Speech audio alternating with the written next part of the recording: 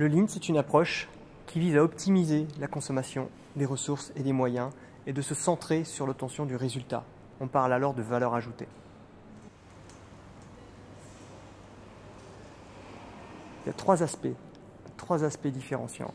Nos formations Lean intègrent toutes le modèle que nous avons développé et déposé de Lean responsable. C'est-à-dire un Lean qui, certes, vise à améliorer la performance, optimiser l'utilisation des ressources, mais pas à n'importe quel prix. On n'oublie pas que nous avons des hommes, un environnement qui nous entoure, une société dans laquelle nous sommes, et que les efforts que nous devons produire, que nous devons réaliser, doivent être au service de tous ces éléments. Un deuxième point différenciant, c'est qu'on n'apprend pas à nos stagiaires à tout changer et tout refaire. On leur apprend vraiment à s'appuyer sur ce qui existe déjà. On peut penser dans ce cas aux processus déjà en place, aux systèmes de management déjà en place, aux certifications déjà en place, par exemple l'ISO 9001, et à les intégrer tout au long du projet, et à s'appuyer, à jouer la complémentarité. Le troisième point, notre approche pédagogique se veut pragmatique. Il est certes question de délivrer des savoirs, des contenus techniques, mais également de savoir les mettre en application.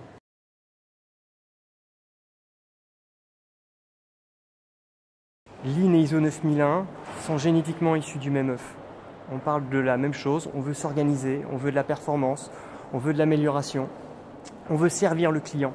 Pour toute démarche de progrès, il faut d'abord stabiliser la situation existante. L'ISO 9001 nous permet de stabiliser cette situation. Partant de là, on va beaucoup plus vite au progrès.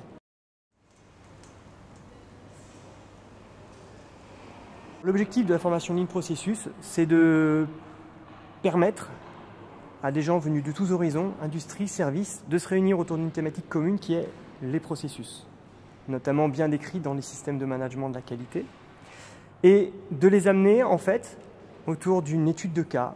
C'est la première chose que l'on fait. On les met en situation, on leur donne une étude de cas, ils doivent s'organiser eux-mêmes avec ce qu'ils savent. On les met en pratique, ils font vivre ce processus. À l'issue d'un petit temps de travail, on vient mesurer ensemble la performance réelle de ce processus. Et là, on met en avant toutes les non-valeurs ajoutées, toutes les énergies mal transformées. À partir de là, on va pouvoir venir présenter des outils qui vont nous aider à traiter, à mettre en avant, à identifier et à transformer en valeur ajoutée tous ces éléments avec eux. Et on finit par la mise en situation sous une organisation nouvelle. Oui et non.